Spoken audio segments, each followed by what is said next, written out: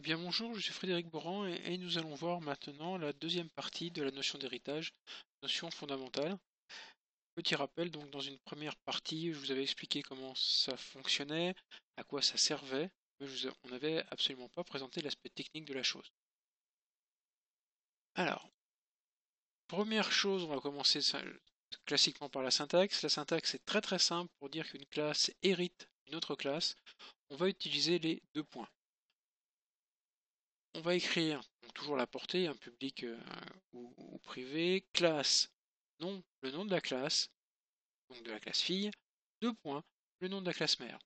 Hein, ici par exemple, public, classe, chat, hérite de la classe mammifère. On verra également l'apparition d'un nouveau mot-clé, protected, qui est assez important dans le concept d'héritage. On a deux types d'héritage. Nous, on travaillera principalement et uniquement sur l'héritage simple, chaque classe ayant au plus une surclasse. Sachez qu'il existe, mais j'en dirai pas plus, une possibilité d'avoir des classes qui héritent de plusieurs classes, mais c'est hyper dangereux au sens où ça peut provoquer des conflits au niveau des héritages. En .NET, c'est pas simple à mettre en œuvre, il n'y a pas de mots-clés magiques pour le faire. En Java, ça, a priori, c'est absent. Donc voilà, c'est assez compliqué à gérer et c'est dangereux, donc on n'en parlera pas plus que ça. Les types d'héritage, on travaillera nous en héritage public, qui est le mode par défaut et qui va très bien.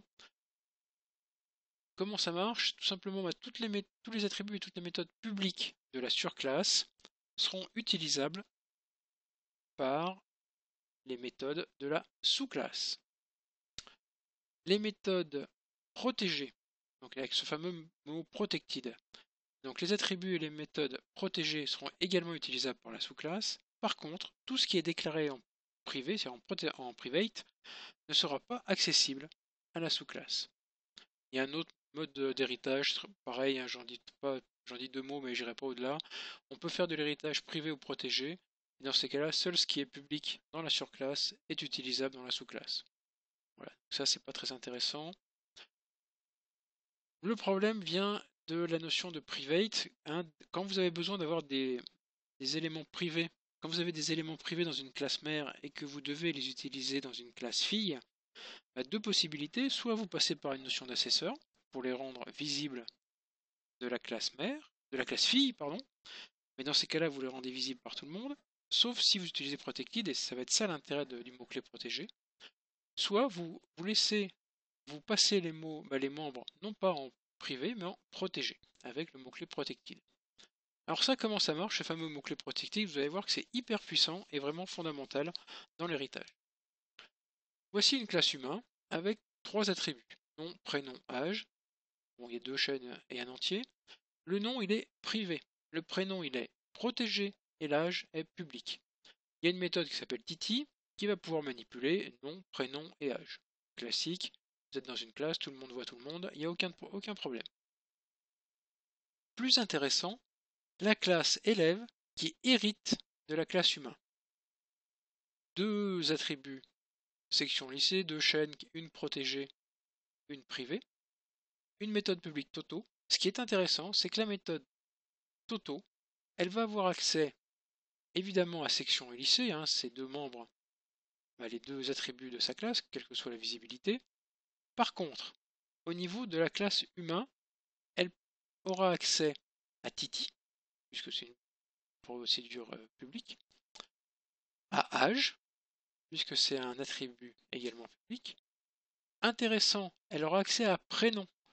Prénom, il est déclaré en protégé. Donc ça veut dire que en termes de visibilité entre la mère et la fille, public et protégé ont le même rôle. D'accord? Et c'est au niveau de la visibilité mère-fille.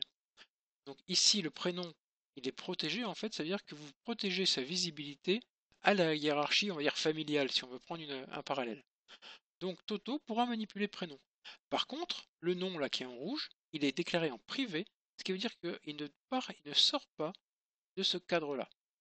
Seul humain a accès à nom, tel que c'est fait là, sans avoir déclaré d'accesseur, etc. C'est-à-dire que seule la classe, les méthodes de la classe humain auront accès directement à cet attribut. Ce qui est également très intéressant, c'est quand on raisonne en termes d'instance. j'ai déclaré une instance de humain qui s'appelle moi, et je l'ai instancié, et j'ai instancié et déclaré une instance de élève qui s'appelle E. Moi a un accès à âge et à Titi. Âge, parce que c'est une donnée, c'est un attribut public, et peut manipuler la procédure Titi qui est publique. Tout à fait logiquement, elle ne voit pas non. Et ce qui est intéressant, contrairement à la classe élève, l'instance de humain n'a pas accès à sa classe, à son attribut prénom. Ça veut dire que pour une instance, protected est équivalent de private. Je vous ai dit que au niveau de la hiérarchie familiale, protected est équivalent à public. Par contre, au niveau de l'instance, protected est équivalent à private. Donc c'est pour ça que la notion de protected est un peu compliquée à gérer au départ. Au niveau de ma classe, de mon instance de ma classe élève, j'hérite de humain. Donc si j'hérite de humain, j'ai accès à âge, j'ai accès à Titi et j'ai accès à Toto. Alors pourquoi âge et Titi pour humain, c'est lié à mon interface. Je vous renvoie sur la notion d'interface et la notion d'encapsulation et d'implémentation. L'instance de élève héritant de humain, la classe élève héritant de humain, grâce à cet héritage, l'instance de élève va pouvoir manipuler les éléments publics de humain. Donc je vais pouvoir manipuler âge et je vais pouvoir manipuler Titi. Mais je ne manipulerai jamais prénom et nom. Et évidemment, élève a une spécificité, a une méthode spécifique qui est Toto. Donc voilà, vous voyez qu'ici, vous avez un petit résumé qui est plutôt pas mal. Je suis assez content de moi. Pour une fois, je me jette des fleurs. Vous avez à peu près tout ce qu'il faut savoir sur cette notion de protected. La notion de protéger équivaut à public côté création des classes, conception de classe, mais protected équivaut à un private lors du passage sur les instances. Voilà, donc ça c'était vraiment important. Petit résumé ici, vue externe identique privée, c'est-à-dire quand vous êtes sur des instances de classe publiques, private et protected sont équivalents à du private. Par contre, en interne, privé implique une restriction énorme, c'est-à-dire qu'en fait, seule la classe qui a déclaré l'attribut ou la méthode privée pourra l'utiliser. Par contre, tout ce qui est protégé, c'est-à-dire protected, aura une visibilité en interne. Mais elle sera équivalente à privé pour une instance, petit rappel de ça.